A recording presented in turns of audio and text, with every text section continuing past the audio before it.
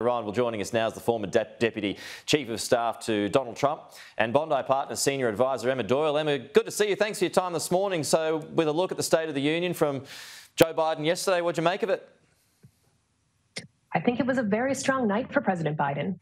I think what he needed to do was go out and show an energetic presence. He set out to give a speech focusing on unity, drawing a contrast between Democratic and Republican policies, and in both tone and the way the speech happened in the chamber with a lot of heckling from Republicans, I think he delivered on what he set out to do. Well, I mean, you make that point there, Ree, the heckling. Is that unified? It's definitely not, and I think it's a disappointing outcome for House Speaker Kevin McCarthy, who had warned Republicans beforehand that they would be on microphones and cameras would be paying close attention to how they responded, and it was definitely not the outcome that I think he and Republican leaders were hoping for. It definitely was something that the White House was very excited to see because it draws a strong contrast between the two parties and makes the president look like more of a unifier.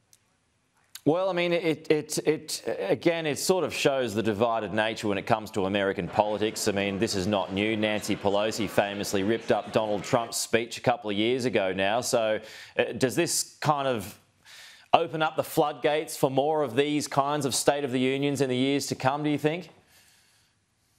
I think so. I think this is becoming the new normal. Obviously, we had Representative Joe Wilson from South Carolina shouting "You lie" during President Obama's early State of the Union speech, but the difference was that the House moved to censure him afterwards and passed a resolution of disapproval. So I think the difference is that there won't be repercussions for Republicans who shouted during the speech, other than you may pay a political price. But I do think that it shows that our presidential elections are starting sooner, and we're getting ready for 2024.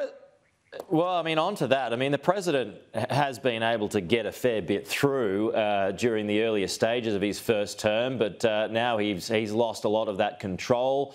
So there's not that much that's going to get through for the remaining time that he's got in his first term. So does he get into lame duck territory here? Does he go again, do you believe? And what happens if he does?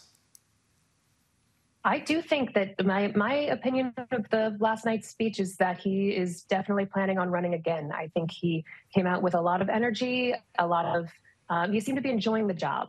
He was joking around. He spent a lot of time on his way out of the speech, shaking hands with members. He really seemed to be in his element, and he looked very comfortable giving the speech. I think a lot of his detractors were hoping there would be a gaffe or an awkward moment, or that he would get something very wrong, and that really didn't happen. So I think he came out with all of the energy of a man who is looking forward to doing this job for another 6 years, if possible. Right. Well, I mean, do you think that stems from the midterm success, that Biden, potentially getting his mojo back? I think that's part of it, and I think President Biden has spent a lot of his career in public service. I think this is something he plans to do, in my opinion, as long as he possibly can, despite his advanced age. So I think that is he takes that role very seriously. But you saw that reflected also in the realistic expectations of governing in what the topics he focused on in his speech, which were more unifying, middle of the road, populist but not necessarily progressive topics like fighting cancer or ending veteran suicide. I think that's a show that he understands that there's a divided Congress and he's not going to be able to move any sizable legislative priorities for the next 2 years. So he's managing some expectations there. So if it is Biden v. Trump, if it's Biden-Trump 2.0, how does that go? Oh, I think that would be must-see TV, as we would say over here. It would definitely, I think it's not a guarantee. We are looking to have probably a much more crowded and contested primary on the Republican side, and certainly former South Carolina Governor Nikki Haley intending to jump in the race, I think sets the tone for that early. But I do think that a Trump-Biden rematch is something the Biden political team would very much welcome. Not sure about the rest of America. Right, yeah. Well, does he get the job done again, in your view? Is it a repeat of the last election?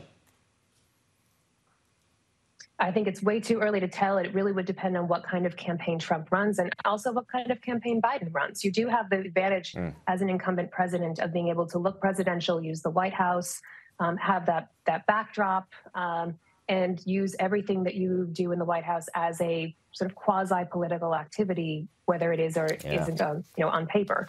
So there is a significant advantage there that he would have going into a rematch. Yeah, well, it's interesting because it's the first time two presidents will be going up against each other, that's for sure. Emma, good to see you. Thanks for your time.